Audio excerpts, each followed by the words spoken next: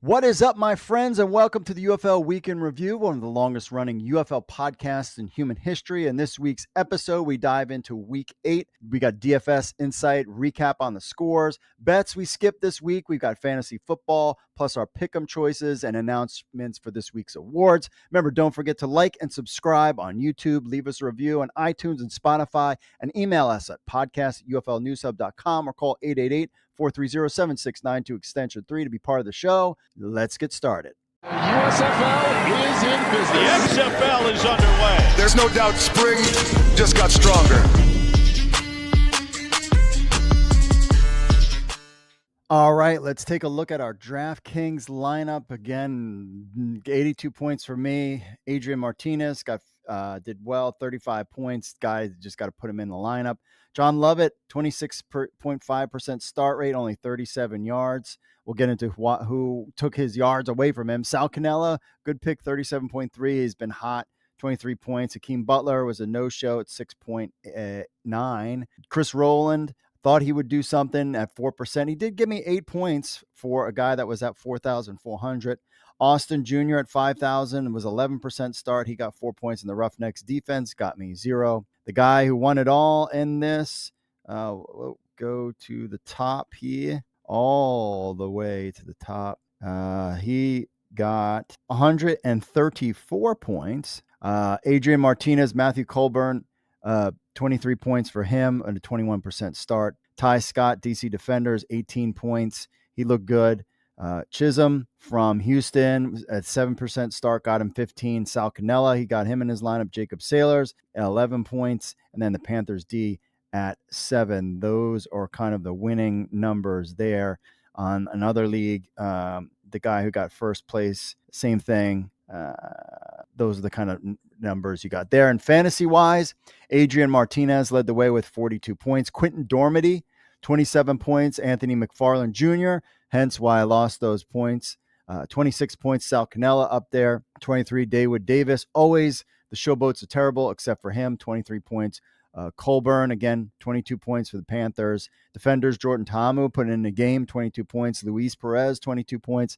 Devin Gray with 20, and Wayne Gallman with 19. How we do with fantasy stuff? Well, team placeholder name got 82 points. Hit him with the hen, got 77. Ty Player, 75. Monmouth Generals, 74. And then myself with 45 points. Not doing very well. But as we get to only 2 weeks left, barring some craziness, I'm in third place. That's okay. For the Writers League, the playoffs are now set because these are in the standings. Jetpack will take on Snap Jordan.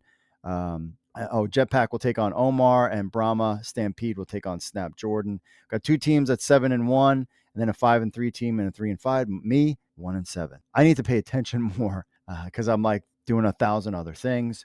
On the Pickem side of things, don't know. 30 points. I came in with 23 points, and Ron only with 15. Don't know, catch Ron. We got 2 weeks left. Play your Pickem games. I definitely want to upgrade this stuff. I've been working on this, trying to get the CFL game going as well. That's kind of what I've been working on. If you didn't hear about the scores, real quick, Panthers beat the Showboats 24-18 in front of 9,370 people. Stallions beat the Houston Roughnecks 35-28, closer than we thought.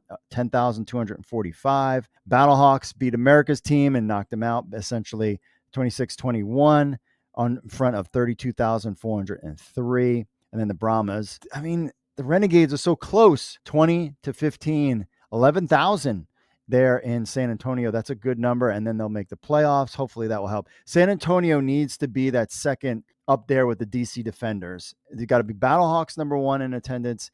DC Defenders, San Antonio Brahmas need to be that kind of number 2. Hopefully they can do that. And finally, our awards this week: unexpected MVP. Brahmas running back Anthony McFarland Jr. comes back, gets 26 points. The underdog spotlight: somebody whose team has not been playing well, but he's been killing it the last 3 weeks. Sal Cannella, have him in your lineup every week. 23 points, tight end from the Renegades. Fantasy flops and finds. Flops: Hakeem Butler, 6 points. Devon Smith of the Renegades got 4, and John Trey Kirkland with 9. I put John Trey in. I think he's a fantastic player. Quentin Dormady put up heavy points. Why didn't you get part of that? How did John Trey not be part of that? Stallions, of course, QB Adrian Martinez. I'll just leave him there, 42 points. Colburn with 22, the Panthers running back, filled in. Wes Hill's out for the season, according to James Larson. So Colburn will be a guy that you want to start next week. Wayne Gallman, 19 points for the Battlehawks. Also a surprise there. Where did he come from? Hadn't been doing much. Jacob Saylor has been the guy there, but Wayne Gallman puts in 19. Of course, What the Football, dedicated to the most bizarre and unexpected moments of the weekend, Quentin Dormady. I told you 27 points. I said, like, he is probably a great backup. Like, he just Jekyll and Hyde. Sometimes he puts in a solid game and sometimes he looks bad, but he's definitely should be in the UFL, definitely as a backup, guy that I would definitely want as my number one backup, because he can just have great games, but then he just has stinkers. Maybe can he get it together? Chase Garbers, haven't heard anything about him. Maybe he will come back. We'll have to kind of find out about that. All right, my friends, that's it for this week. We didn't get to get in the Pickems. I don't know, for whatever reason, the betting lines came late, not until Friday. I was out with the wife celebrating our anniversary. Thank you. Happy anniversary to us. We had a great time, went to Hershey, hung out there at the Hershey Lodge and Hershey Spa, Hershey Hotel, all that good stuff. And we were out there doing that thing for a couple days, for a night. We're out Friday night, came back Saturday, so it was a good time. So love my wife. She's doing well. Remember, if the DC Defenders win, everybody's like, oh, well, DC Defenders are out of the playoffs. Well, if they win at home, we give blood one more time. And we still have that going on, uflnewshub.com/blood. And we've got a full episode for you, including some behind-the-scenes stuff you're not going to want to miss coming up on Thursday. That's it for me, folks. As always, make sure you like and subscribe to the channel. Leave us a review on iTunes and Spotify. And that's it for me, folks, as always. And I will see you all later.